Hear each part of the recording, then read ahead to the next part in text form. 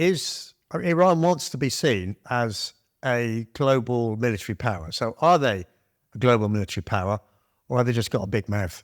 I would start off by saying I'm not a Middle East expert, but as a military guy, you study a lot of history. And I think we look at some place like Iran as being through the same lens as being British. So we understand the British Isles, we understand that we're an island nation, we understand that we all speak the same language, culture, or whatever. If you look at Iran, Iran isn't quite the same. Iran is a huge country, but it is a whole load of different ethnic groups, different sort of religious beliefs, militants and the like. And actually, how on earth you govern an organization like the country like that is actually very difficult, very, very difficult. And, sometimes the way that people govern that is through a series of laws or brutally, frankly, that we don't subscribe to in the West. And I think that Saddam Hussein is a really good example of this, because we didn't like the way he ran Iraq. We thought it's brutal, thought it's dictator. So we effectively severed the head. We got rid of him. But actually, he was a pressure cooker. He kept the lid on it. As soon as you took that lid off, it erupted. And I do think we've got to be very careful about judging other parts of the world where the dynamics are very, very different. And Iran, I think, traditionally in the Middle East, they pick fights with their enemies to try to galvanize their own country. And I think that's what Iraq used to do. I think that's what Iran does, but Iran, the leadership of Iran is not guaranteed. They have a huge standing army to protect them.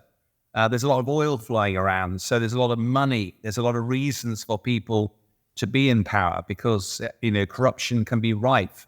It's not like this country where we have to generate work, generate employment, generate taxes to generate income to be able to look up. Places like Iraq and Iran, they generate huge revenues just from oil. Mm-hmm. So the reason I asked the question is there's been a lot of word on the street recently that Iran has spent the last many years where the sanctions have been softened a bit. As you said and implied, they've been earning significant amounts of money through natural resources, oil being one of the primary ones.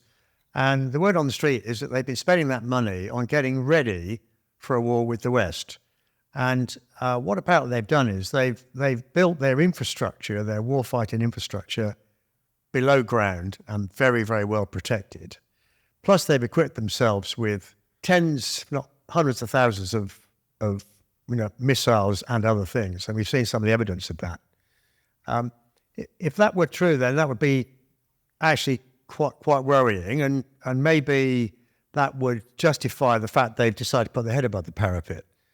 What do you think? I mean, have you heard these stories? And if so, what's your view?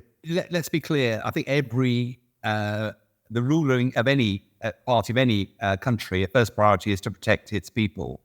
Now, whether they mean the people or protect their own regime is, subject of discussion. But creating the ability to protect yourself, and I think if you are not as powerful as your enemy, you have to think of different ways of protecting yourself and of attacking.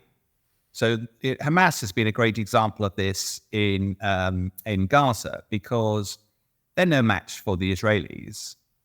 But what they've done is they've done massive tunnel networks from which they can pop out and, like whack-a-mole, attack the Israelis. And I think you have to think of asymmetric ways. So for Iran, they know America's got massive bunker-busting bombs. So you need to just build your facilities even further underground, where or into mountains. Some of their facilities for the nuclear capability actually be into the sides of mountains, just making it really, really difficult for anybody to target your capability. And I think that's where some of this, because let's be clear, Iran with money can buy lots of kit and equipment, but most of it's old kit and equipment. Most of it, Russia provides most of it. And as we've seen in the war in Ukraine, even under Russian use with more modern weapons, Russia has struggled to make it work against, old Western kit. So Iran's looking at this going, we've got to have a game changer. The only game changer we can get is nuclear weapons, because if we had nuclear weapons, that would put a really big seed down in the West. And despite the sanctions, despite everything else, if we dig everything deep underground or into mountains, huge cost, But frankly, we've got lots of money. It's not difficult for us to throw our oil money at that. We can now keep it out of sight, out of mind, and eventually we will get a nuclear weapon. And when we do, suddenly we're no longer the small kid on the block. We're the big kid. We've got a big stick. And that, I think, will be a much more worrying time. So I'm less concerned about the rockets and the missiles and the bombs. Ultimately, you know, China, Russia, they love parading their stuff on a street. That doesn't mean Russia's any good when it comes to war, because military equipment does not equal military capability. You need to have properly trained people, doctrine, logistics, and everything else. And a lot of these Middle East countries don't have that. So I'm less worried about the front of house. But the nuclear question does worry me because it's binary. You either have it or you don't. Okay, then, so the net of that is they've got a big mouth, and that's not unknown. When Saddam Hussein attacked Kuwait, George Bush Sr. got involved. He put, what's his first name? Norman Schwarzkopf.